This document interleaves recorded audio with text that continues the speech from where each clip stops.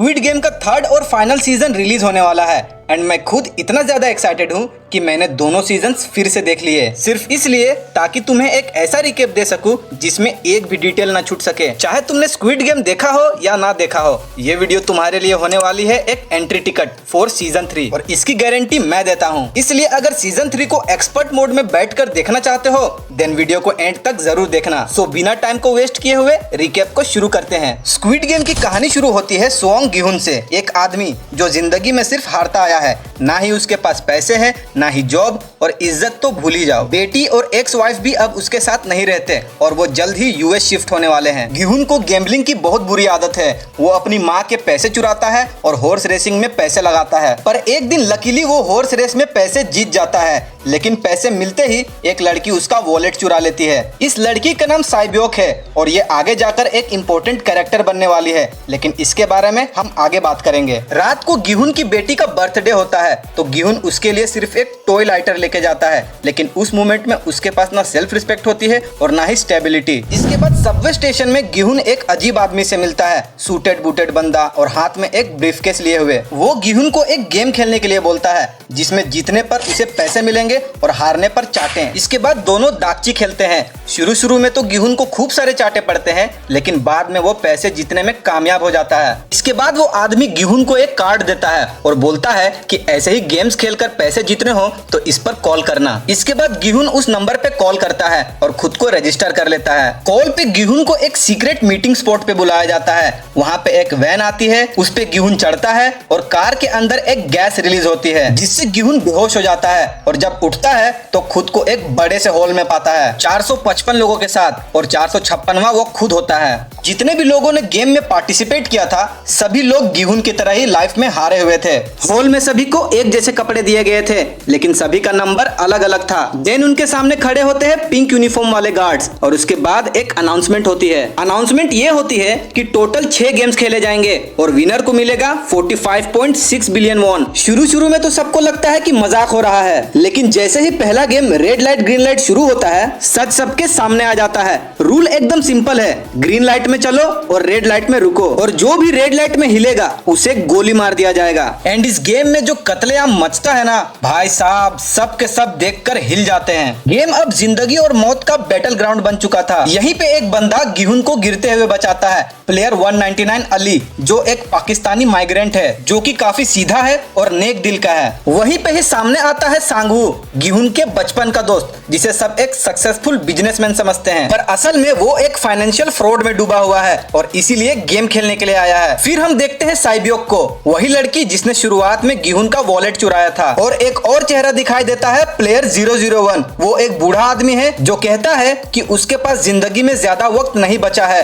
उसे brain tumour है, तो सोचा मरने से पहले कुछ मजेदार किया जाए। अब देखो जैसे तैसे करके ये लोग पहला गेम जीत लेते हैं एंड इस गेम में आधे से ज्यादा लोग एलिमिनेट हो चुके थे। इसके बाद बहुत से लोग इस गेम को क्विट करने का डिसाइड करते हैं। फिर एक वोटिंग होती है जिसमें मेजोरिटी क्विट करने के फेवर में होते हैं। वोटिंग के बाद सभी को उसी तरह बेहोश करके वापस वही छोड़ दिया जाता है जहां से उन्हें लाया गया था। घर पहुंचते ही गिहुन पुलिस स्टेशन में इन सब की कंप्लेन करता है, लेकिन उसकी बात कोई नहीं मानता। पर गिहुन के हाथ में वो कार्ड देखकर डिटेक्टिव जुनहो गिहुन को फॉलो करता है, क्योंकि जुनहो का भाई भी गायब है और गायब होने से पहले उसने भी ऐसा ही कार्ड छोड़ा था। घर पहुंचते ही गिहुन ये देखता है कि उसकी माँ को डायबिटीज है और उसकी माँ के इलाज करने के लिए उसे पैसे चाहिए। और जितने भी प्लेयर्स घर लौट आए हैं सबकी लाइफ बद से बदतर है, कर्ज, बेइज्जती और अकेलापन। सभी लोग अपने अपने प्रॉब्लम से घिरे हुए हैं। सांगवू पैसे के प्रॉब्लम्स में डूबा है और अगर उसने टाइम पे पैसे नहीं दिए तो पुलिस उसके घर और माँ के दुकान पे कब्जा कर लेंगे। साइब्योक अपने छोटे भाई के साथ नॉर्थ कोरिया से भाग कर आई है और अपने माँ को साउथ कोरिया में स्मगल करने के लिए उसे ढेर सारे पैसे चाहिए। एंड यहाँ हमें पता चलता है कि प्लेयर 101 एक गैंगस्टर है। कोई भी प्लेयर घर आकर खुश नहीं था। लकीली सभी को गेम ऑर्गेनाइजर फिर से इन्विटेशन भेजता है एंड ऑलमोस्ट सभी लोग फिर से गेम खेलने पहुंच जाते हैं। डिटेक्टिव जुनहो भी गिहुन का पीछा करते करते एक गार्ड को मारकर उसके ड्रेस पहन के आइलैंड में पहुंच जाता है। फिर दूसरा गेम चालू होता है एंड इस गेम में सभी को एक कैंडी में से सिलेक्टेड शेप को बिना तोड़े हुए निकालना होता है। ये गेम गिहुन के लिए काफी डिफिकल्ट हो गया था क्योंकि उसे सबसे डिफिकल्ट शेप मिली थी, पर वो किसी तरह चाट के शेप को सक्सेसफुली निकाल लेता है। इसके बाद हारे हुए प्लेयर्स को गार्ड्स एक एक करके मारना शुरू करते हैं। तभी एक प्लेयर एक गार्ड को पकड़ लेता है और उसका मास्क निकाल जाकर देखता है देन उसे पता चलता है कि वो सिर्फ एक बच्चा है। फिर वो प्लेयर खुद को गोली मार लेता है, लेकिन जो फ्रंटमैन होता है वो उस गार्ड को भी गोली मार देता है क्योंकि उसकी आइडेंटिटी रिवील हो गई थी। मरने वाला गार्ड एक सुपरवाइजर था, तो ये देखकर जुन्हो उसका मास्क ले लेता है। तभी हम प्लेयर 111 को देखते हैं जो कि एक डॉक्टर है और वो गार्ड्स के साथ मिलकर ऑर्गन्स की स्मगलिंग कर रहा होता है। वो गार्ड्स को ऑर्गन निकाल कर देता है और बदले में गार्ड्स उसे अगले गेम का नाम बताते हैं। इधर प्लेयर्स कुछ बात में लड़ रहे होते हैं जिसमें प्लेयर 101 एक प्लेयर को मार देता है। अब उस प्लेयर के मरते ही पिगी बैंक में पैसे बढ़ जाते हैं और यहाँ सभी को पता चलता है कि किसी को भी मारने पर प्राइज मनी बढ़ता है और कंपटीशन भी खत्म हो जाता है। और यहीं से सबका माइंडसेट शिफ्ट हो जाता है। रात होती है, गार्ड्स लाइट्स को ऑफ करते हैं और सभी कंपटीशन कम करने के लिए एक दूसरे को मारना शुरू करते हैं। हर प्लेयर हॉल में किसी न किसी को मारने की प्लानिंग कर रहा होता है और यहीं पे गिहुन, अली, सांगवू, साइब्योक और वो बुढ़ाओ के साथ एक टीम बनाता है और कैसे भी करके उस फाइट को सरवाइव करता है। बाद में गार्ड्स आते हैं और सभी को रोकते हैं, लेकिन तब तक बहुत से लोग मर चुके होते हैं। रात को जुन्हो के बगल में खड़ा हुआ गार्ड जुन्हो को मैसेज करता है क्योंकि जुन्हो ने जिसकी मास्क पहनी थी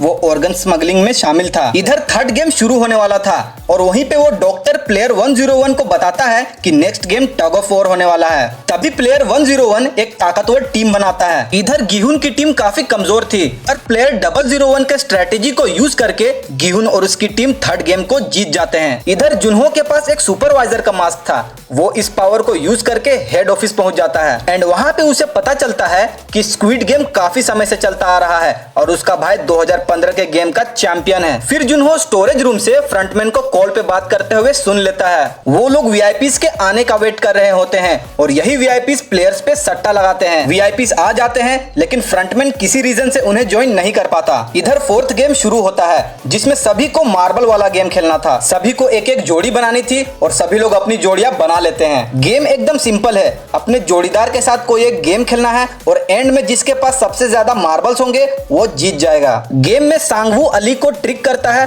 और उसे दोस्ती का भरोसा देके उसे धोखा दे देता है। इधर प्लेयर 001 यानी वो बुढ़ाओ जिसे मेमोरी लॉस हो रहा था अपनी मर्जी से गिहुन से हार जाता है। प्लेयर 240 जो साइब्योक के साथ खेल रही थी जानबूझकर उससे हार जाती है और खुद को साइब्योक के लिए सैक्रिफाइस कर देती है। इसके बाद अगले गेम के लिए कुछ ही लोग बचते हैं। इधर जुन्हो चुपके से मास्क बदलकर सर्विंग स्टाफ में घुस जाता है। फिर एक वीआईपी जुन्हो पे डोरे डाल रहा होता है। दोनों प्राइवेट स्पेस में जाते हैं और अंदर जाकर जुन्हो वीआईपी को गन दिखाकर उसका कन्फेशन रिकॉर्ड कर लेता है। कन्फेशन रिकॉर्ड करने के बाद जुन्हो इमरजेंसी एग्जिट से भाग जाता है। इधर नेक्स्ट गेम शुरू होता है ग्लास ब्रिज। इसमें हर ग्लास के ऊपर चल के आगे बढ़ना है जिसमें से कुछ ग्लासेस स्ट्रॉन्ग है और कुछ वीक। गेम शुरू होता है और इस गेम के लास्ट में सिर्फ गिहुन, साइब्योक और सांगवू बचते हैं। लेकिन गेम के एंड होते ही साइब्योक के पेट में एक कांच का टुकड़ा चुभ जाता है। अब बारी थी फाइनल गेम की और फाइनल गेम से पहले तीनों को एक डिनर पार्टी दिया जाता है। डिनर के टाइम तीनों प्लेयर्स को एक एक पॉकेट नाइफ भी मिलती है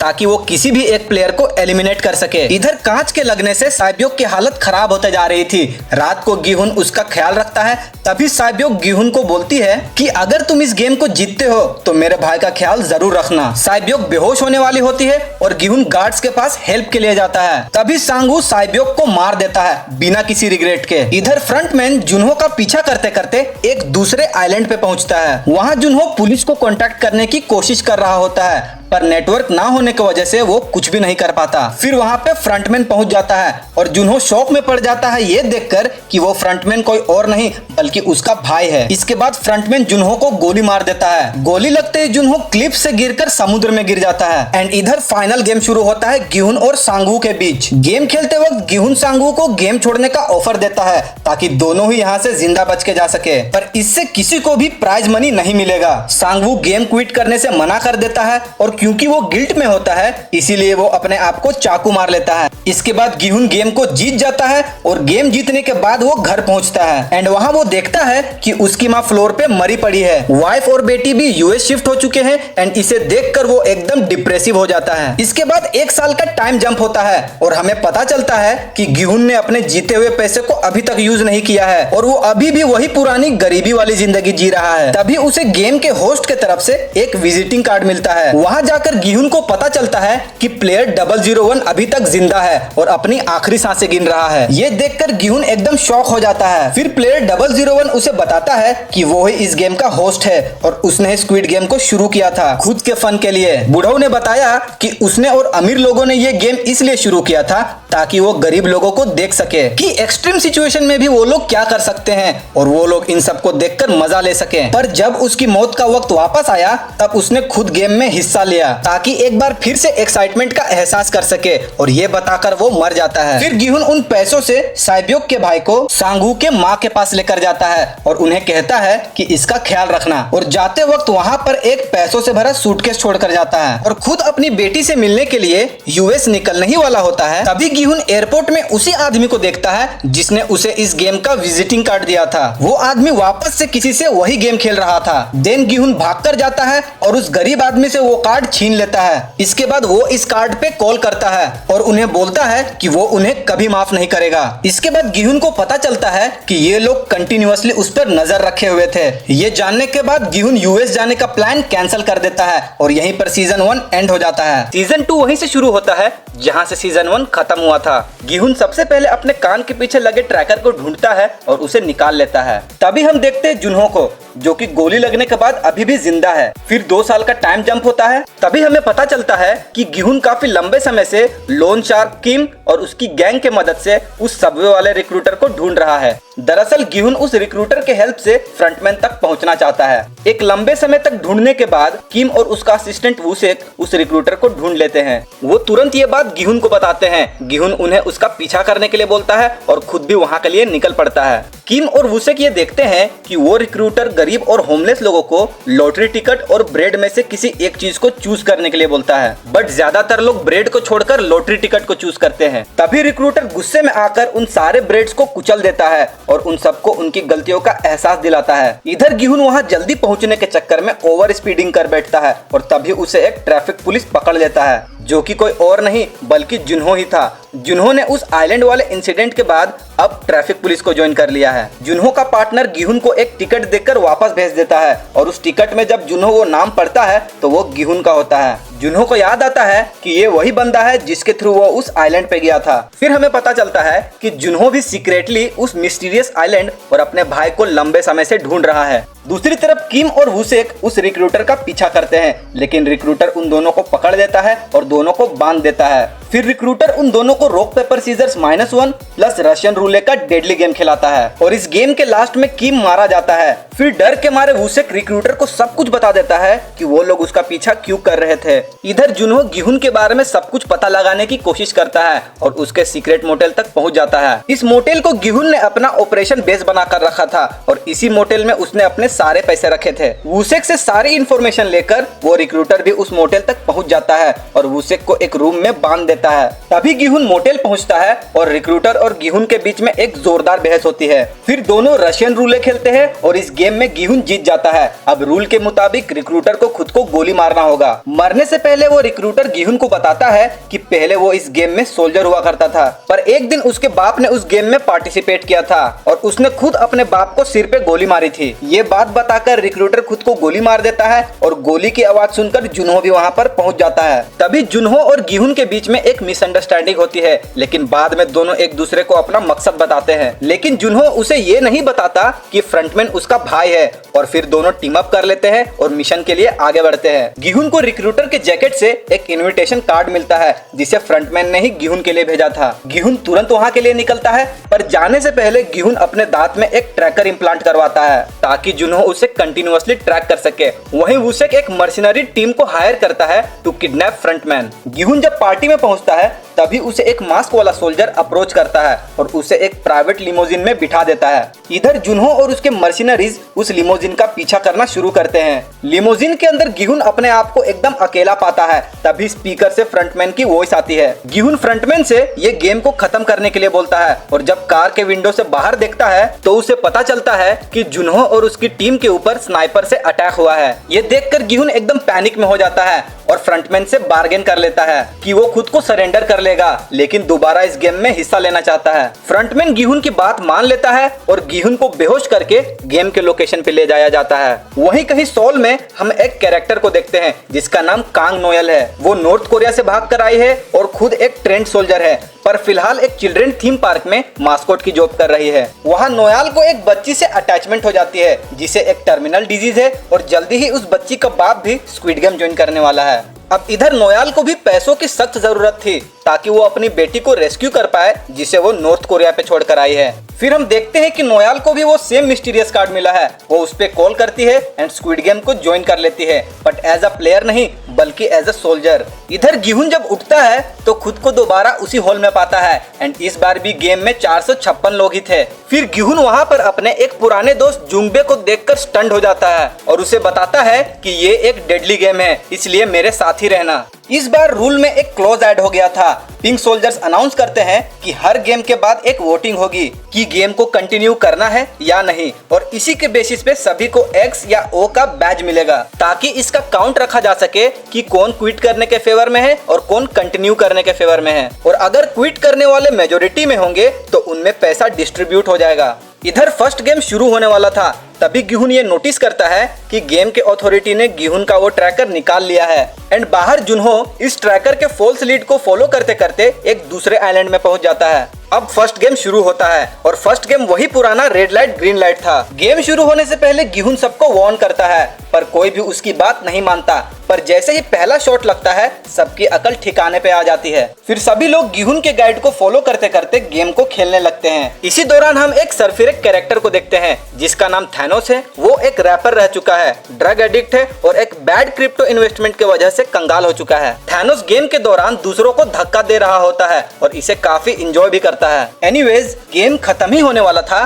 कि एक प्लेयर घायल पड़ा लाइन को क्रॉस नहीं कर पा रहा था। तभी गिहुन और एक ट्रांस वुमन उसकी हेल्प करते हैं और उसे लाइन क्रॉस करवा देते हैं, पर क्योंकि वो प्लेयर गेम से एलिमिनेट हो चुका था इसलिए नोवाल उस प्लेयर को शूट कर देती है। गेम खत्म होता है। देन गिहुन सभी को वोटिंग में क्विट करने के लिए बोलता है। वो सभी को बताता है कि वो ये गेम पहले खेल चुका है और ये गेम जीत भी चुका है, लेकिन इसे जीतने के लिए सभी को मरना पड़ेगा। बट पैसों के लालच में कुछ लोग एक्स प्रेस करते हैं और कुछ लोग ओ, और वोटिंग टाई हो जाती है। बस एक प्लेयर की वोटिंग बाकी थी जो था प्लेयर 001। वो वोटिंग के लिए आगे बढ़ता है और ओ प्रेस कर देता है जिससे मेजोरिटी गेम को कंटिन्यू करने के फेवर में आ जाती है। पर सबसे बड़ा शौक तो ये था कि प्लेयर 001 कोई और नहीं बल्कि खुद फ्रंटमैन ही था। अब वोटिंग खत्म होने के बाद प्लेयर 001 गिहुन को यह बताता है कि उसने गिहुन की वजह से ओ प्रेस किया था क्योंकि वो इस गेम का विनर है और वो सबको पैसे कमाने में हेल्प कर सकता है। इधर थैनोस और नामग्यू एक प्लेयर म्यूंगी को मारना शुरू करते हैं क्योंकि म्यूंगी वही क्रिएटर था जिसकी एडवाइस सुनकर थैनोस ने क्रिप्टो पर पैसे लगाए थे। म्यूंगी को पीटता देखकर फ्रंटमैन उसको बचाता है और थैनोस को वार्निंग भी देता है। फिर हमें पता चलता है कि पिछले सीजन के ही तरह इस सीजन भी सोल्जर्स मरे हुए प्लेयर्स के ऑर्गन्स की स्मगलिंग कर रहे हैं, पर इस बार प्लेयर्स को सिर्फ इंजर्ड कर रहे हैं ताकि फ्रेश ऑर्गन्स को निकाल सके। पर नायोल ने उनके प्लान पर पानी फेर दिया था उस इंजर्ड प्लेयर को मारकर। इसीलिए सोल्जर्स का लीडर नायोल को वार्निंग देता है कि वो उनके काम पे टांग ना अड़ाए। फिर सीन आगे बढ़ता है और हम देखते हैं कि म्यूंगी की एक्स गर्लफ्रेंड जुन्हे भी इस गेम को खेलने आई है और वो प्रेग्नेंट है। खैर दूसरा गेम शुरू होने वाला था। देन गिहुन सभी को बताता है कि नेक्स्ट गेम दालगोना होने वाला है, इसलिए सभी लोग ट्रायंगल शेप को ही चूज करना। बट गेम के लोकेशन में जाकर पता चलता है कि अथॉरिटीज ने गेम को पूरी तरह बदल दिया है और इस बार उन्हें 6 लेगेड पेंटाथलॉन खेलना है जिसमें 5 लोगों की ग्रुप होगी। सबके पैर आपस में बंधे होंगे और उन्हें एक एक करके ट्रेडिशनल कोरियन गेम्स खेलना है। ग्रुप के सारे प्लेयर्स को एक एक गेम खेलना है और जो ग्रुप टाइम पे इसे पूरा करेगा वो जीत जाएगा। इस गेम में बहुत से लोग एलिमिनेट हो जाते हैं और कुछ लोग यूनिटी के बल पे जीत भी जाते हैं। इधर गिहुन प्लेयर 001 जुंगबे, जुन्हे और एक प्लेयर के साथ टीम बनाता है जो कि जुंगबे के तरह ही एक एक्स नेवी ऑफिसर था। इस गेम में गिहुन की टीम हारने वाली थी, लेकिन एंड में प्लेयर 001 के प्रेजेंस ऑफ माइंड की वजह से वो लोग ये गेम जीत जाते हैं। इस गेम में सोल्जर्स फिर से प्लेयर्स को सिर्फ इंजर्ड कर रहे थे, बट नायोल फिर से उन सारे इंजर्ड प्लेयर्स को हेडशॉट मार देती है। इधर गिहुन के टीम के सभी लोग एक दूसरे को अपना रियल नाम बताते हैं। प्लेयर 001 सभी को अपना नाम ओयांग इल बताता है। सभी लोगों के बीच में आपस में एक स्ट्रॉन्ग बॉन्ड फॉर्म हो रहा होता है। वहीं नायोल को कुछ गार्ड्स फिर से धमकाते हैं क्योंकि क्योंकि उसने फिर से उनके काम में टांग अड़ाया था। उसके चेहरे में वो एक कट मार्क देते हैं और उसे लास्ट वार्निंग देकर छोड़ देते हैं। बाहर जुनहो अपनी टीम के साथ ड्रोन से उस आइलैंड को ढूंढ रहा होता है। अब सेकेंड गेम के बाद वोटिंग शुरू होती है। प्लेयर 001 सभी को कहता है कि उन्हें गेम क्विट करके आपस में पैसे बांट लेना चाहिए, पर प्राइस पूल बहुत ही कम था, इसीलिए वोटिंग फिर से गेम कंटिन्यू करने के फेवर में आ जाती है। फिर थर्ड गेम शुरू होता है और इस गेम का नाम है मिंगल्स। इस गेम में सभी को इस घूमते हुए प्लेटफॉर्म पे खड़ा होना है। फिर स्पीकर से एक नंबर अनाउंस होगा और जो भी नंबर आएगा प्लेयर्स को उतने ही नंबर्स का ग्रुप फॉर्म करके किसी भी एक रूम में घुसना होगा, वो भी समय रहते, और रूम में सिर्फ उतने ही लोग होने चाहिए। गेम शुरू होता है और 2-4 राउंड निकल जाते हैं, पर आखिरी राउंड में 2 अनाउंस होता है जिसमें प्लेयर 001 और जुंगबे अपना पेयर बनाकर रूम में जाते हैं, पर अंदर एक प्लेयर ऑलरेडी होता है। तभी जुंगबे प्लेयर 001 का इविल साइड देखता है। प्लेयर 001 उस एक्स्ट्रा प्लेयर को समय रहते मार देता है और इसे देखकर जुंगबे एकदम शॉक में पड़ जाता है। थर्ड गेम के बाद फिर से वोटिंग होती है। इस बार बहुत सारे लोग एलिमिनेट हो गए थे, इसीलिए प्राइस पूल भी बढ़ गया था। जुंगबे गिहुन को प्लेयर 001 के बारे में बताने ही वाला होता है कि प्लेयर 001 के एक्स वोटिंग करने पर वो रुक जाता है एंड इस बार वोटिंग टाई हो जाती है और टाई होने पर सोल्जर सभी को 24 घंटे का ब्रेक देता है रीडिसाइड करने के लिए। तभी गिहुन को शक होता है कि कुछ तो गड़बड़ होने वाला है, पर उसका शक कंफर्मेशन में बदल जाता है जब वो देखता है कि खाने के लिए इस बार फोर्क मिला है। वो समझ जाता है कि ये लोग ये सब जानबूझकर कर रहे हैं ताकि ये लोग एक दूसरे को मारकर गेम को कंटिन्यू करने के फेवर में आ सके, और होता भी यही है। थैनोस एक प्लेयर को बाथरूम में अपनी वोट को चेंज करने के लिए बोलता है। इस बात पे म्योंगी उसे रोकता है और दोनों के बीच लड़ाई हो जाती है। लड़ाई के दौरान म्योंगी थैनोस के गले में फोर्क घुसेड़ देता है और तभी बाथरूम में जोरदार लड़ाई होती है। बाहर जुनहो एक सीक्रेट एंट्रेंस को ढूंढ लेता है, पर वो एक्चुअली में एक ट्रैप होता है। गेट को खोलते ही एक जोरदार धमाका होता है और उस धमाके में एक मर्सिनरी की जान चली जाती है। अब रात में ये होता है कि जिस फिशरमैन ने जुनहो की जान बचाई थी वो जुनहो की टीम के ड्रोन्स के साथ छेड़छाड़ कर रहा था और ये करते हुए एक मर्सिनरी उसे देख लेता है। तभी फिशरमैन उसे मारकर समुद्र में फेंक देता है। मतलब ये फिशरमैन पहले से ही फ्रंटमैन से मिला हुआ था। इधर बाथरूम वाले फाइट के बाद गिहुन सभी को बताता है कि लाइट्स ऑफ होते ही ओ ग्रुप वाले एक्स ग्रुप वालों पर हमला कर देंगे ताकि वो लोग कंपटीशन को कम करके प्राइस पूल को बढ़ा सके, इसलिए सभी को सतर्क रहना है। रात में लाइट्स ऑफ होते ही एक्स ग्रुप वाले बेड के नीचे छिप जाते हैं। एक्चुअली गिहुन का प्लान ये था कि फाइट होने के कुछ देर बाद ही गार्ड्स आएंगे और सभी को रोकेंगे। तभी मौका देखते ही सभी गार्ड्स को मारना है और उनके वेपन्स छीन लेने हैं। गिहुन अपना प्लान एग्जीक्यूट करता है और खुद की एक रेबिलियन टीम बनाता है और सारे गार्ड्स को मारकर सिर्फ एक गार्ड को छोड़ देता है ताकि उससे कंट्रोल रूम की इंफॉर्मेशन ले सके। इंफॉर्मेशन लेते ही गिहुन और उसकी टीम ऑपरेशन को शुरू करते हैं, लेकिन ऑपरेशन के दौरान सबकी एम्यूनिशन खत्म होने वाली थी। तभी देहो एम्यूनिशन को इकट्ठा करने के लिए वापस जाता है और डर के मारे बेड के नीचे छिप जाता है। इस फाइट में ह्यूंजो काफी बहादुरी दिखाती है और सबसे लड़ती है। लड़ाई के दौरान प्लेयर 001 सबको धोखा दे देता है और अपने ही टीम मेंबर्स को मारकर ऐसे दिखाता है कि जैसे वो भी मर गया हो। अब क्योंकि सभी के पास एम्यूनिशन की कमी थी, इसीलिए सब लोग सरेंडर कर देते हैं, लेकिन गार्ड्स उन्हें मारना शुरू कर देते हैं और इन्हीं सब के बीच में वो पार्क वाली बच्ची का बाप भी मारा जाता है। इधर गिहुन और जुंगबे भी फ्रंटमैन को आता देखकर सरेंडर कर देते हैं। फिर फ्रंटमैन जुंगबे को मार देता है और गिहुन को गेम्स को कंटिन्यू करने के लिए बोलकर चला जाता है और यहीं पर सीजन 2 खत्म हो जाता है। तो दोस्तों ये था स्क्विड गेम सीजन 1 और सीजन 2 का फुल रिकैप। आई होप तुम सभी को मजा जरूर आया होगा। अगर तुमने वीडियो को यहाँ तक देखा है तो थैंक यू सो मच। बस वीडियो को लाइक, शेयर और चैनल को सब्सक्राइब जरूर कर देना। आज के लिए बस इतना ही। मैं मिलता हूँ तुम सबसे अगले वीडियो में, तब तक के लिए बाय।